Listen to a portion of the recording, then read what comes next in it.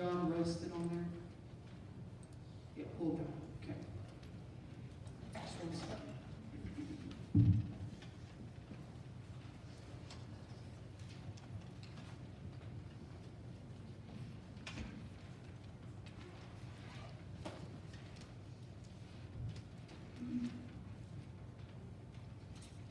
For about a month now,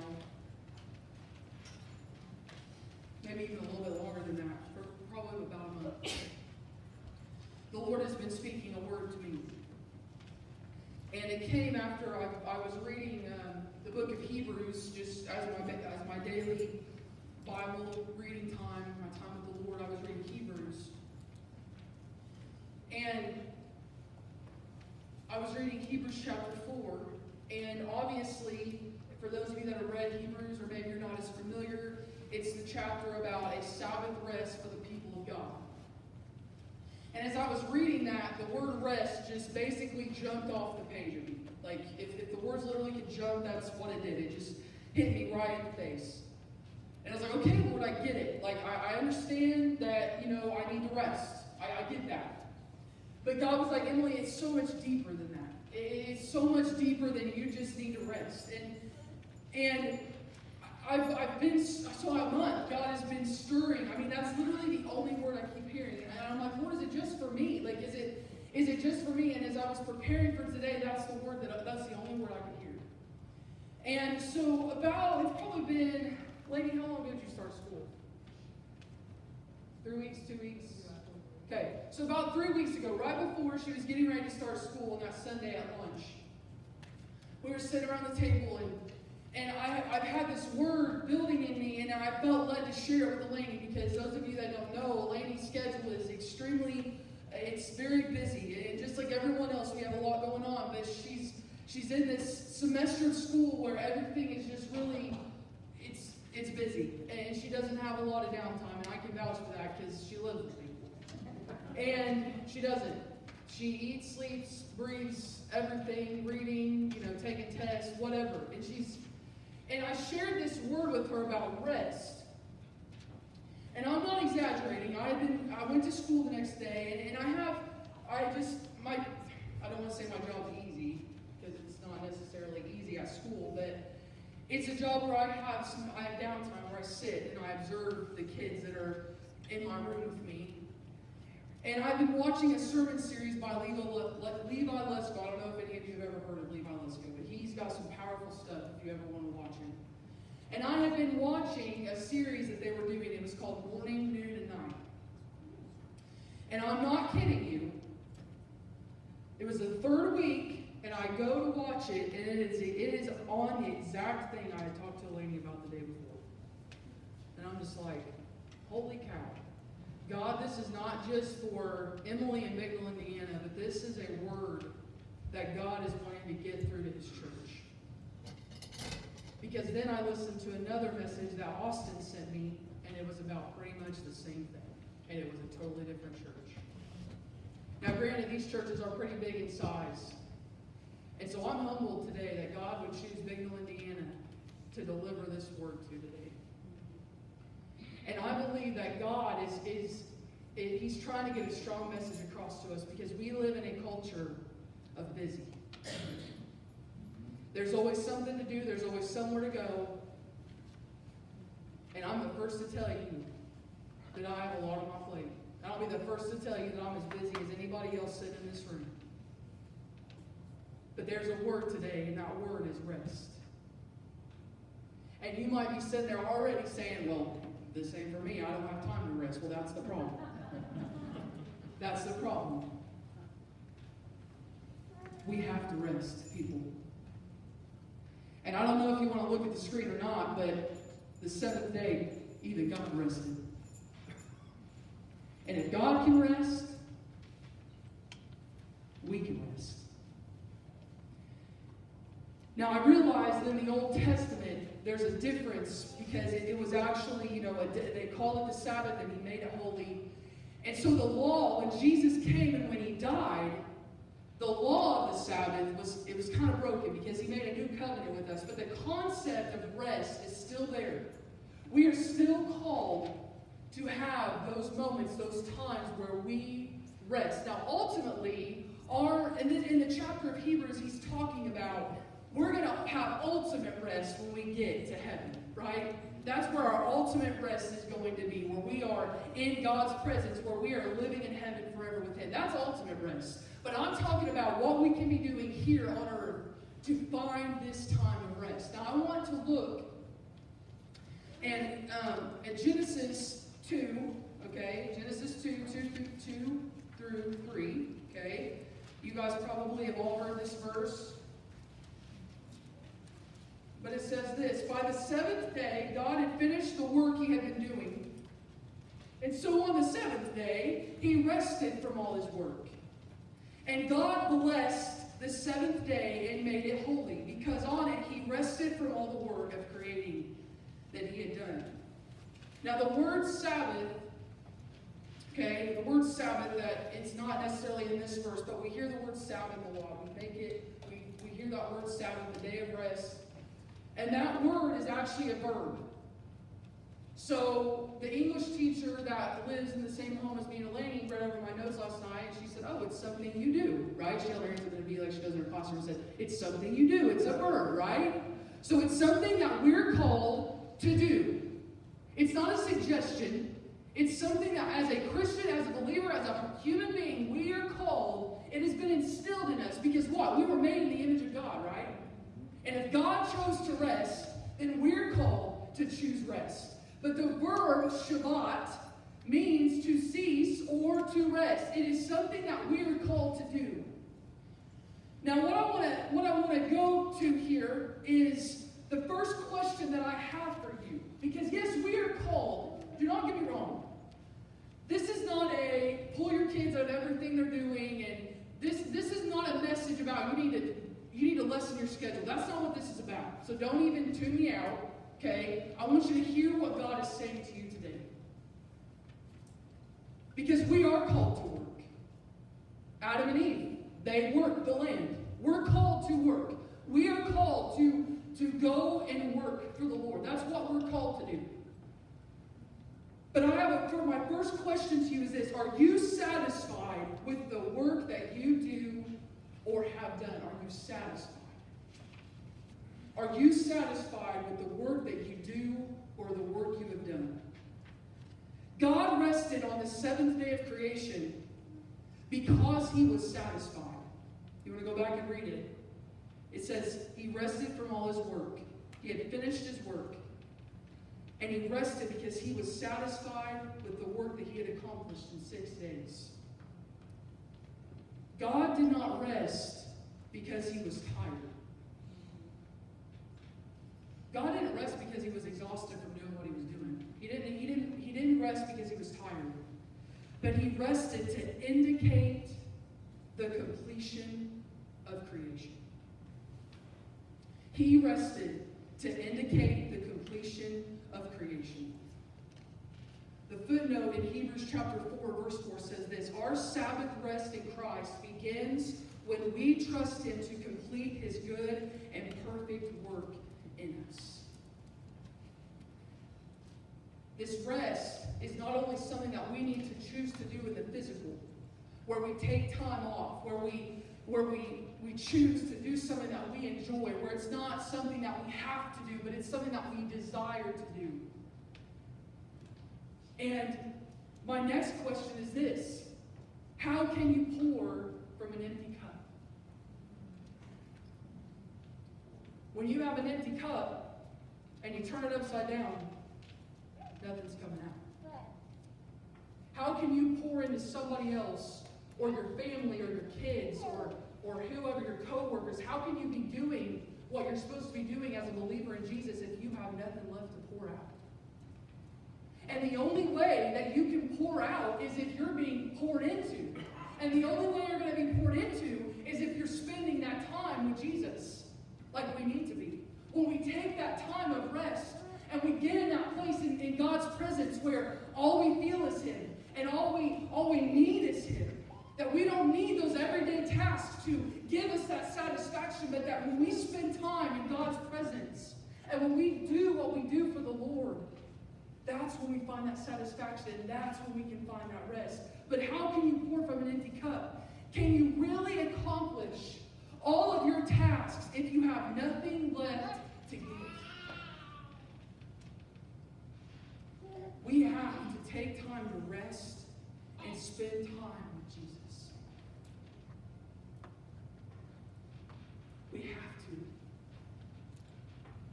And I know it's been said up here before because I've probably said it. I know Pastor John has said it. But if we say, oh, I just don't have time to read the Bible. I just don't have time. You have time for everything else. Why is God the first one to go? Why is God time? Why is spending time with Jesus the first thing that you kick off your list? It should be the first thing on your list. Before sports, before your job, before anything. It should be the first priority. Because that is the only way that you're going to thrive in your busy life. You see, Jesus, as I said earlier, Jesus, God is I am.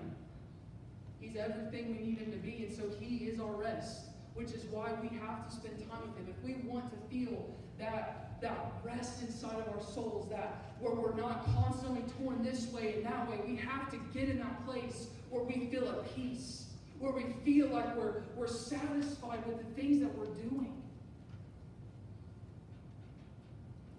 Spending time with Jesus is when you feel satisfied and you feel whole. Just like God rested on the seventh day because creation was completed, your day is not completed until you spend time with Jesus and enter that rest. Your life, you're never going to feel satisfied. You're never going to feel complete unless you're spending that time. Unless you're taking those moments. And I'm not even talking about, if you don't have that hour in the morning. I spend time with Jesus throughout my entire day. Whether I'm in the car on my way to school, or whether I'm in my car on my way home from soccer practice, or whether I'm at school and I have some very challenging kids right now, and I'm having to ask him, God, I don't know what to do here. I really need your wisdom. I really need to know how to handle this. I'm talking, and then God gives me that peace. He gives me what I need for that moment. But I've got to let him be God. I've got to let him in, and I've got to let him give me that peace and that rest that I'm where I need to be. I'm doing what I need to be doing. We've got to let him be an active part in that. We've got to let him be an active part in our everyday tasks. And if we don't, then what we do, there's no satisfaction, there's no feeling complete, and there's no feeling whole. God was satisfied, and God rested. He said, I've done 6 days. I'm going to sit back, and I'm going to just admire the creation. And I'm going to rest. I'm going to Shabbat. I'm going to Sabbath. I'm going to rest.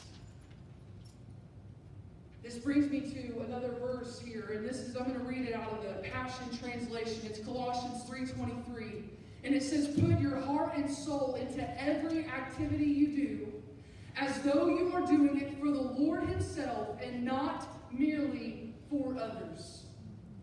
I'm going to read that one more time. Put your heart and soul into every activity you do, as though you are doing it for the Lord himself and not for others. God has given us a work to do, and it should be done for his glory and his glory alone, and not for anyone else. We should be doing every task, every job, everything that God has placed in our lives. We should be doing it as we're working for the Lord and not for others. Because whenever you start doing stuff for other people, they can't give you satisfaction. They can't make you feel whole. They can't make you feel at rest. We've got to stop doing things because other people constantly are wanting us to do all these things. We've got to do things as we're doing them for the Lord himself. And not just for others. Taking it one day at a time to complete the tasks that we have will help us do those tasks with all our hearts. We've got to. And I'm just here to tell you, don't you dare sit out there and think that this message, that I'm pointing fingers at you, because this has been pointing fingers at me for a month now. And I've been trying. I've been letting the Lord lead me and guide me and show me areas where I need to rest, and I need to let Him take control back, and I need to give it to Him. Because I'll be honest with you guys, school, being at that high school is not easy. And I'm an adult. It's hard. And I know you know that, but to see it firsthand is a different story. It's hard. What these kids are faced with every single day is very hard. And I knew whenever the Lord gave me this position at the school, I knew that it was the Lord. I knew that He's the one that opened the door for me. I knew that it was for multiple reasons. It was for ministry purposes. It was for financial. It was for a lot of different things. And He opened the door for me. And the first year, I was blessed by that. And then the second year came along, and about halfway through, I found myself complaining. I found myself just not at peace. I found myself just. It was a going through the motions. It was just, I gotta go to school again. I was so ready for last year to be over. And the Lord convicted me of that, because He said, Emily, why are you here? You're not doing this for you. You're doing this for me. You're doing this because I've given this to you. You're doing this because right now, this is your assignment. I don't know from year to year if I'm going back or not. I just said, Lord, if this is what I'm supposed to do, then you take me back up there. But I'm not supposed to be doing it for myself. And I'm not up there for other people. I'm up there because God has given me this task to do. And so this year I have been met with challenges. I've been given a young boy to show him to classes. He's come from a very just hard life. He's been away at a school away from here. He's challenging, but I know it's not him. It's his environment. It's all he's ever been brought up in. And so it's been challenging, and there's no way that I could go to school every day and deal with that if I did not have the Lord giving me the patience I need, giving me the wisdom that I need on how to handle him at times. And I know I couldn't do it without him. And so my goal this year is to, every day when I go to that school, that I remember that I'm doing kingdom work. And that should be our mindset, that when you go into your secular workplaces, that you can be doing those things as for the Lord, not for others. We are called to rest. I don't know how else to put it, but we're called to rest. We need to take a Sabbath. And I know Levi Lusker said this. He said, I know Sunday is a typical day, but he said, for pastors, Sunday is the most stressful day. So that's not a Sabbath for me, right? That's not a Sabbath. But Levi Lusko encouraged his people. He said, find your day that you can take time and you can rest. You don't do activities. You just take time to rest. You do things that you enjoy doing. You take that time to engage in those activities. You lay in bed for the morning and watch something on TV, or you just take your time to go through your day. You don't rush. You don't have to be 500 different places. You take that time. By filling our lives full of stuff to keep us busy and not taking our Sabbath or day or time of rest, we are disobeying God and His Word. And yes, I went there. Yes, I went there. God says, rest. If I rested, you can rest. I've given you Jesus. I may have broken, the old covenant, but the new covenant is Jesus. And you've got to rest in Jesus. And you've also got to take that physical rest. And if God said, He blessed it. He blessed that day. It wasn't just, I'm just gonna take this time off and admire what I've done. No, He said He blessed the seventh day and made it holy. We are called to Shabbat. We are called to Sabbath. We are called to take time to rest. We must rest and spend time with God to rejuvenate and be at our very best. The Lord gave me this vision, not a vision, but like a word, kind of showed me something. And it was, he kind of laid this on my spirit, and it was when your gas tank is empty, pretty simple concept here, your car isn't going to go anywhere. And it won't be much help to you at all.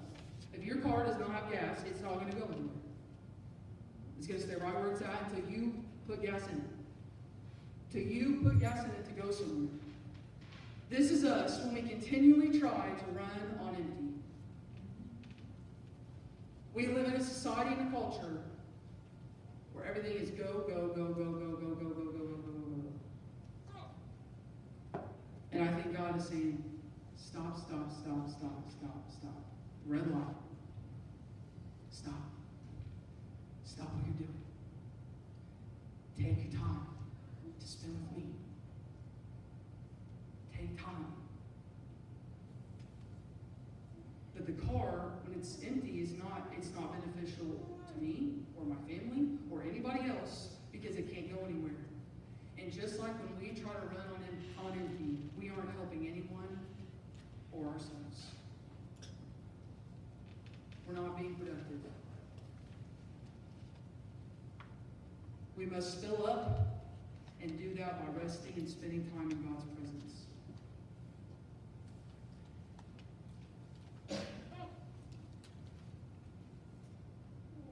And I'm just going to say this.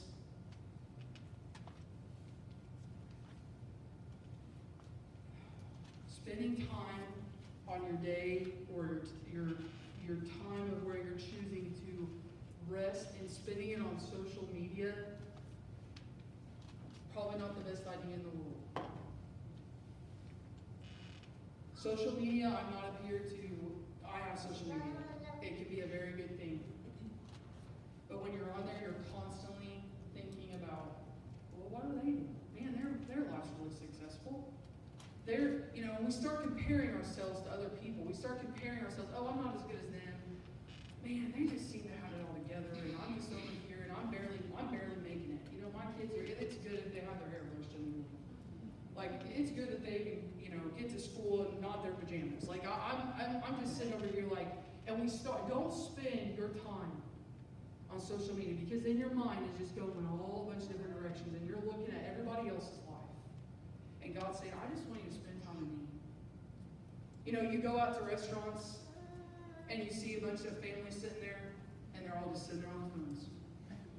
And I'm guilty. I'm guilty of that. Instead of sitting there and having a conversation with each other, finding out what's going on in their lives. Families, parents, I challenge you the next time that you're sitting down at dinner with your kids, don't be on your phone.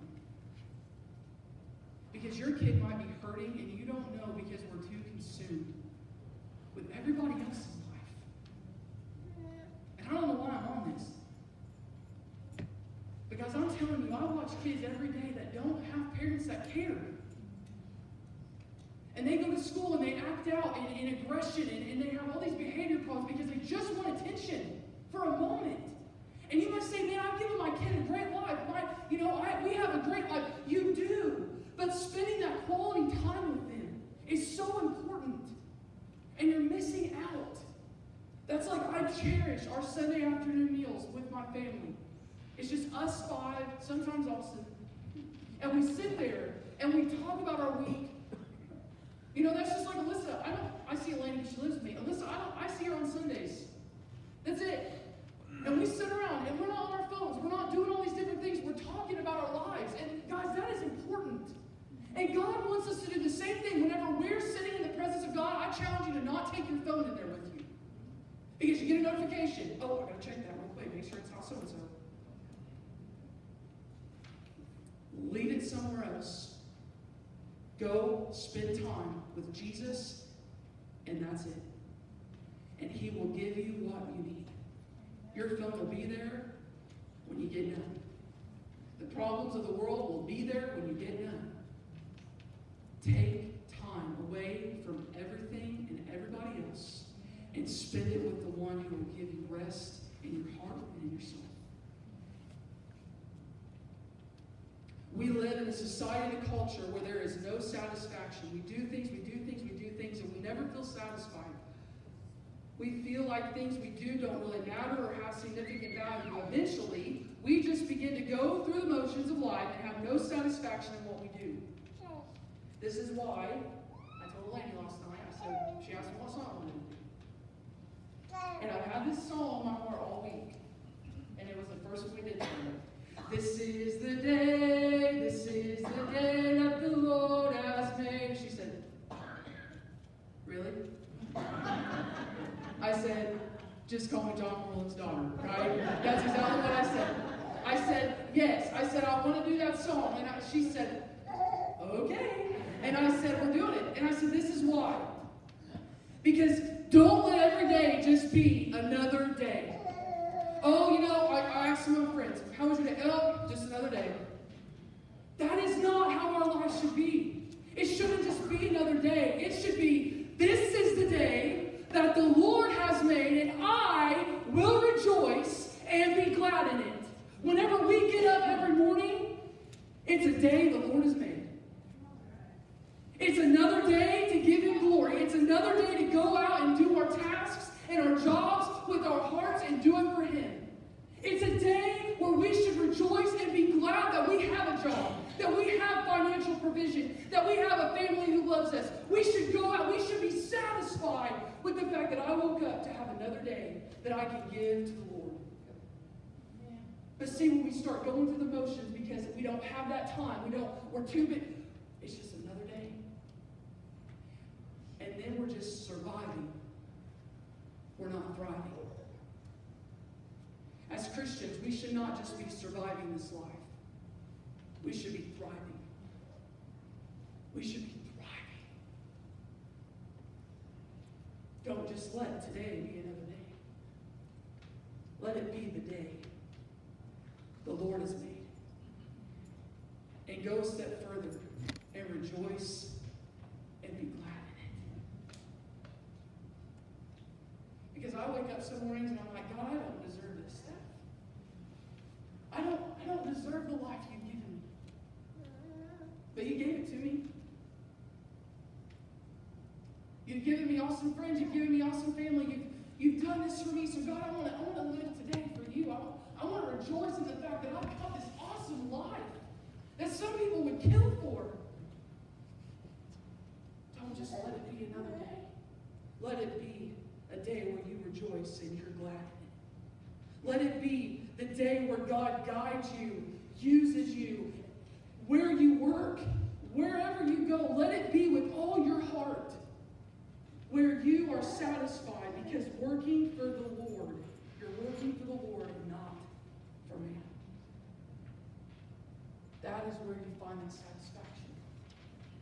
When you know that you're doing everything you can to work for the Lord and not others. And you find that rest and that satisfaction in the fact that I spent time with God today. I spent time with God today.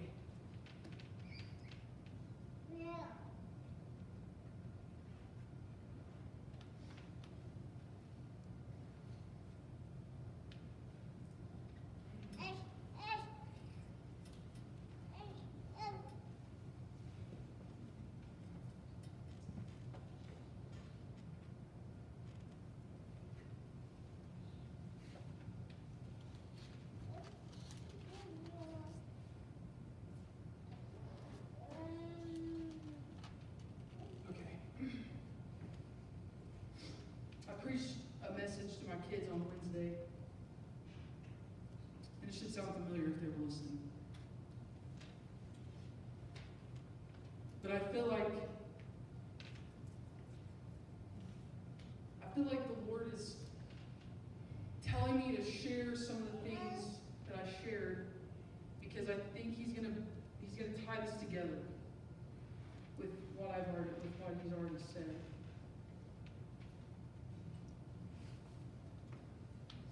shared a story with you. I'm trying to remember what day. This was Wednesday morning. And this is going to talk about how, even in the midst, and we heard this from Kathy, she had a horrible Monday. She found out about Kaylee, she found out about Daryl, the mixer stopped working. She was up here giving testimony of that, and she read those scriptures, and I feel like I need to share this because I feel like there are some of you who are just really dealing with a lot right now. And you're like, Emily, I know what you're saying is good, but to find that rest, to be able to get my mind off of all these other things. And so this is I need to share this story with you. Wednesday morning, I was in the shower and I was spending time with Jesus. I mean, I had Alexa playing songs and I was singing and I was worshiping and I was just in the presence of God. I mean, I was. And I was ready to take on the day. I mean, I was in one of those moods, I was just like, I'm ready, God. Whatever you got for me, I'm ready today. And I was singing and I was praising, and I get down my shower and I push back the curtain and I look down. And there's a spider in there. Now, those of you that know my dad, he's terrified, and I'm the same way. I hate spiders with everything inside. They make me, I just hate them. And I look down and I see the spider, and I'm just like, really? Really? And so the whole time I get my towel and I'm standing as close as I can to this side of the shower because it's over here. And I'm trying to watch its every move. And I'm just like, oh my gosh, really? And so I get ready, and it's still in there, not moving. It's just there. And I'm brushing my teeth, and the Lord speaks to me. He always speaks to me when I brush my teeth. And I'm brushing my teeth, which is also a time that God speaks to my dad, so that's pretty cool.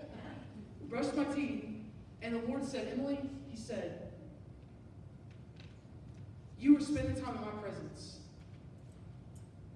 And he said, you didn't know that your greatest fear was sitting right behind you the whole time. Because you were spending time with me. And I thought, okay, that's good. Yeah, but it's still there. And what I share with my kids was this. When you spend time with God, when you're in God's presence, when you're taking that time to truly dive in, all that stuff goes away. All that stuff, it doesn't matter because you're spending time with Jesus. You're so focused on what He has for you. You're so focused on what He's going to talk to you about. You're so focused on Him that even though your life may be all over the place and you might be facing some really hard things, but guys, whenever you focus your attention on God and get that peace and that rest that you need in your soul, all those fears and all those anxieties and all those worries and all those things, they don't matter. They're still going to be there. I'm not saying that they're going to go away in an instant, but God's going to show you how you can handle those things. He's going to show you how you can overcome those things. He's going to give you victory in those things, but you've got to take your time to spend it with Him. That's right. I shared this with them. And the Lord brought a saying to my mind, and it was this: the Lord is defending you in battles you don't even know about. The Lord is defending you in battles that you don't even know about. And I don't know about you, but that gives me peace. That gives me comfort that if there's a battle that I don't even know about and He's fighting it for me, then how much more will He fight a battle that I do know about? And that gives me rest. That gives me peace. That gives me hope that I don't have anything to fear. When I went home, that spider was dead. I said, Taylor, did you kill that spider? No. I said, I didn't either. It's dead. There's significance in that. It was alive when I left. Trust me. It was alive when I left. But it was dead when I got home. And I thought, how symbolic whenever we will take the time to get in God's presence, that sometimes that's all it takes for Him to say, I've been waiting on you. I've been waiting on you to come to me, and I'm going to take care of that. You don't even even got to worry about that anymore. It's taken care of. And it was reassuring to me. But you see, my soul can rest in the fact that I know that I have a God who's watching out for me. I've got a God who's fighting battles for me that I don't even know about. I've got a God in heaven who is on my side, and what can man do to me? I am confident in the Lord that He's got me. I'm resting in that promise. We can rest, people. And I'm not just talking, yes, I encourage physical rest, and I encourage you to take time with your family and have that rest time, that physical rest time where you don't do work and you don't. But I'm talking about that spiritual rest. That's what Hebrews 4 is talking about. That spiritual rest that you have. And the only way you're going to find that is when you dive into God's presence. And even when the world, even when your mixer goes out, and even when you're facing some hard storms, and even when you're facing financial ruin, and even when you're facing kids that have ran away from home, and even when you're facing some of the hardest battles in your life, I'm at rest because I know my God's got me. I know He's got me. I know He'll rescue me. I know that when I'm overwhelmed, I got a rock that I can cling to. I told my kids this, it was awesome. Kathy, you read the scripture about when you walk through the waters, because that's what's going to go on the back of our new youth shirts. And they picked that verse, and I said, Wednesday night, I said, okay, kids, we'll put it on the back of that shirt, but you got to live like you believe it. Amen. Because you're going to go through the waters, people. You're going to go through the fire. When you go, when you walk. But I'm going to be with you. I have rescued you. And the awesome thing about that verse is before it says, when I walk through the waters, the verse before that says, I have redeemed you. So He saved us before we ever walked through them. I've rescued you. You see, guys, He's doing a work before you ever have to walk through the situation. But I can rest in the fact that, yes, my life may get challenging and it may get hard. But I can rest in the fact. You know, it's kind of like, it reminds me of the story. I promise I'm landing this plane. It reminds me of the story whenever there was a storm going on. And Jesus is down in the bottom taking a nap. He's sleeping. And they go down and hey, there's a storm out there. How are you sleeping? And He says, you have little faith. And He goes out and says, peace be still. And the water stopped. I want to be able to rest like that in the midst of life's storms, knowing that I've got a God that in one word, the storm can cease.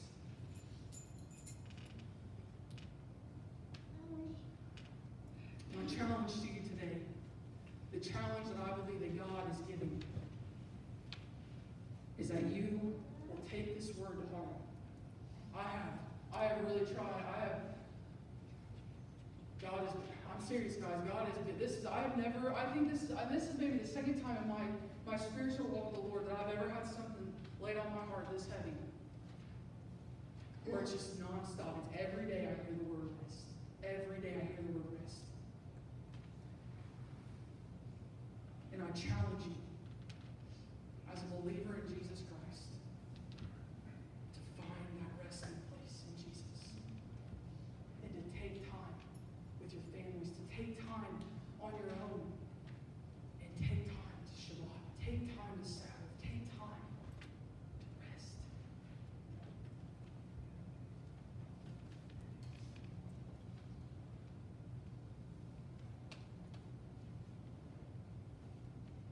Father God, You're such a good Father, as we sang earlier today. You're a loving Father. You're a God that gives rest. You're a God that gives peace. You're a God that provides.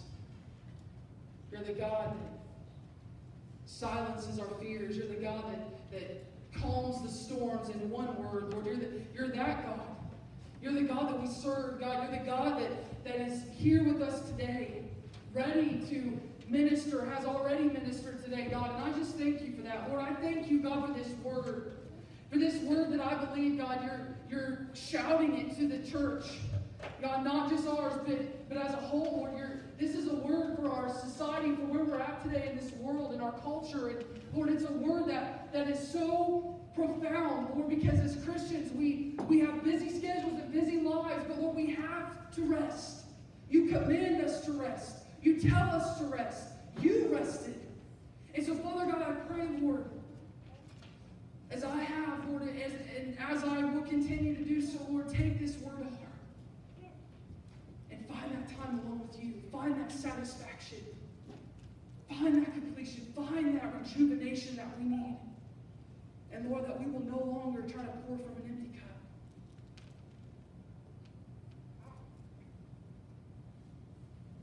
Father, I give you glory and I give you praise for who you are. Because you're good.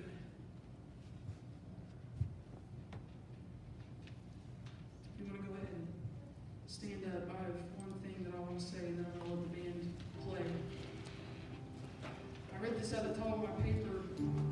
I've always heard my parents say this when it comes to tithing. And the Lord gave me this word and He said, some people say, I can't afford not to tithe. Well, you can't afford not to rest. Because whenever you don't tithe, I've heard it said by the great Aunt Rita before, that you're robbing God. But if you don't rest, then you're robbing yourself, your job, your family, etc. Because they're not getting all of you. They're getting the leftovers. They're getting the little you have left. Not resting only robs you of complete satisfaction and complete fulfillment in Jesus Christ. And that's why you have to.